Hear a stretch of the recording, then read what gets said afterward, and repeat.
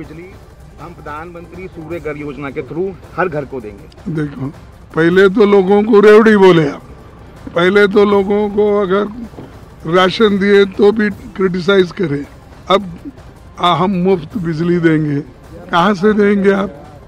तो हम जब देते हैं तो उसको क्रिटिसाइज करते हैं और वही वोटों के लिए आप लोग करते हैं। तो ये समझिए कि हमारी बहुत सी जो गारंटीज है उससे घबरा कर उन्होंने ये सारी चीज़ें कही है जो ये उनका लोगों को मिलना नामुमकिन है। उदाहरण के तौर पर कहता हूँ कि फर्स्ट गारंटी हमने जो हिमाचल में दी वो निभाई, दूसरी गारंटी हम कर्नाटक में दी वो निभाई, तीसरी गारंटी का जो ये खोला वो तेलंगाना में दिया, वो कर दिए। हम तो वायदे पूरे करते हैं। अरे बाबा, तुमने जो वायदे किए थे वही अगर आप अनुष्ठान में नहीं लाए तो आगे क्या करने वाले हैं? लोगों का तो भरोसा उठ गया है। सर, एक अंतिम बात उन्होंने कही कि तो मल्लिकार्जुन खड़गे को आपने सुना, उन्होंने वही बात कही कि हम करें तो वो फ्रीबीज हो गई, आप करें तो कुछ भी नहीं, और जो कुछ वादे किए गए हैं वो मुमकिन ही नहीं है। बिजली पानी को लेकर भी उन्होंने ये बात कह दी। एक छोटा सा ब्रेक हम यहाँ ले रहे हैं। देश इसको बनाना चाहता है।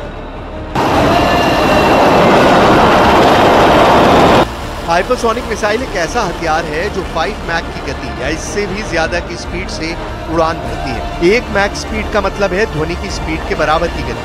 ध्वनि यानी आवाज 1 घंटे में 1225 किलोमीटर की दूरी तय कर लेती है। इस तरह 1 मैक स्पीड का मतलब है 1225 किलोमीटर प्रति घंटा। 5 मैक स्पीड का मतलब है 6125 किलोमीटर प्रति घंटे की रफ्तार। हाइपरसोनिक मिसाइल बैलिस्टिक मिसाइल से ज्यादा सटीक निशाना लगाती है। हाइपरसोनिक मिसाइल कम ऊंचाई पर गुजरने की वजह से रडार की पकड़ में नहीं आती है। यही वजह है कि हाइपरसोनिक मिसाइल एयर डिफेंस को तोड़ देती है और दुश्मन पर बहुत तेज हमला करती है। इतना तेज हमला कि दुश्मन को संभलने का मौका भी नहीं मिलता। जैसे रूस की किंजल मिसाइल हाइपरसोनिक मिसाइल है जिसने यूक्रेन में कहर ढा दिया। यूरोप के कई देशों ने यूक्रेन को अपने एयर डिफेंस दिए हैं, फिर भी किंजल हाइपरसोनिक मिसाइल को कोई एयर डिफेंस नहीं रोक सका। और यही वजह है कि हाइपरसोनिक मिसाइल के निर्माण का दावा करके ईरान के रेवोल्यूशनरी गार्ड के कमांडर्स फूले नहीं समा रहे। این سامانه دارای سرعت بسیار بسیار بالایی است و مانورپذیری در جو و بیرون جو رو داره. یعنی هم سامانه‌های پدافندی که در داخل جو دفاع می‌کنند و هم سامانه‌های فوق‌العاده گران قیمتی که در بیرون جو مقابله میکنن با موشک‌ها. این موشک جدید جمهوری اسلامی ایران از همه اونها عبور میکنه و فکر نمیکنم تا 10 سال بعدم. कुल मिलाकर मिडिल ईस्ट के हालात तनावपूर्ण बने हुए हैं और इजराइल ईरान के बीच कभी भी एक बड़ा युद्ध छिड़ सकता है।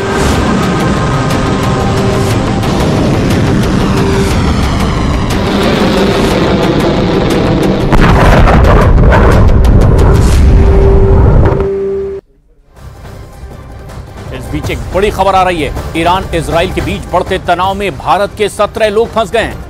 भारत की खाड़ी के पास इजराइल से जुड़े एक जहाज पर ईरान की सेना ने कब्जा कर लिया है और इस जहाज पर 17 भारतीय भी मौजूद हैं। ये कार्गो शिप लंदन की एक कंपनी का है जिसका मालिकाना हक एक इजरायली व्यक्ति के पास है। इस जहाज पर ईरान के कमांडो हेलीकॉप्टर से पहुंचे और जहाज पर कब्जा कर लिया है। ईरान के इस ऑपरेशन के बाद भारत तेहरान में अधिकारियों के संपर्क में है और ईरान इजराइल से बदला लेने पर अब उतारू दिखाई दे रहा है। ईरान ने धमकी दे दी है कि वो इजराइल पर किसी भी वक्त बड़ा हमला कर सकता है और ऐसी सूरत में अमेरिका ने इजराइल की रक्षा के लिए अपना जंगी जहाज भी रवाना कर दिया है। तो उधर दूसरी तरफ रूस भी ताल ठोक रहा है कि युद्ध छिड़ने पर ईरान का वो साथ देगा। और अब ऐसे में सवाल खड़ा होता है कि क्या रूस यूक्रेन युद्ध और हमास इजराइल संघर्ष के बाद अब दुनिया में एक और युद्ध शुरू होने वाला है? और उससे भी बड़ा सवाल ये कि क्या ये युद्ध एटम बम वाला युद्ध होगा?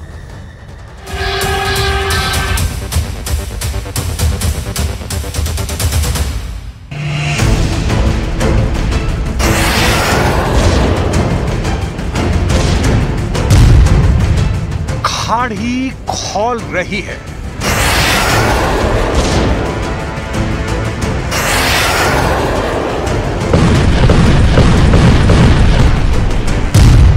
ईरान इजरायल के बीच तनाव चरम सीमा पर है।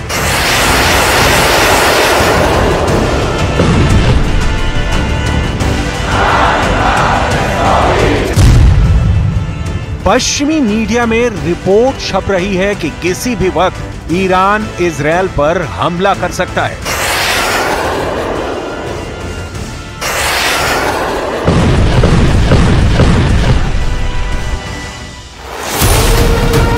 इजरायल कह रहा है कि वो ईरान की ओर से होने वाले किसी भी तरह के हमले से निपटने के लिए तैयार है।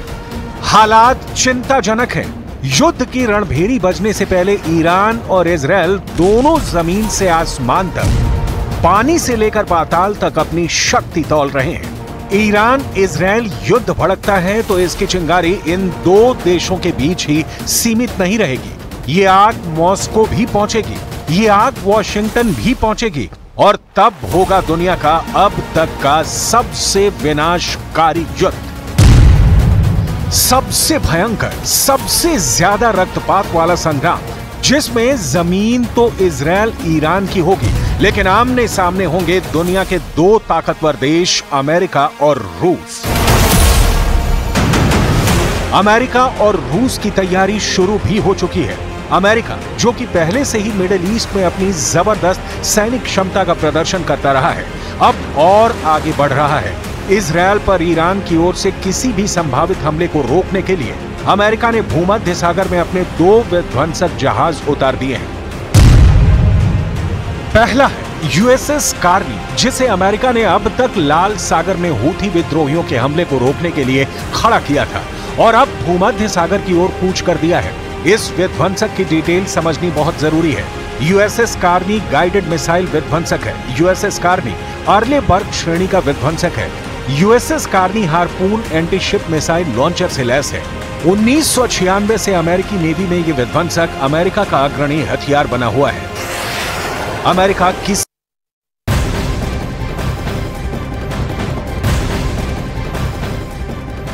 बड़ी खबर आपको बता दें, सलमान खान के घर पर फायरिंग मामले में इस वक्त की सबसे बड़ी खबर जो है, सलमान खान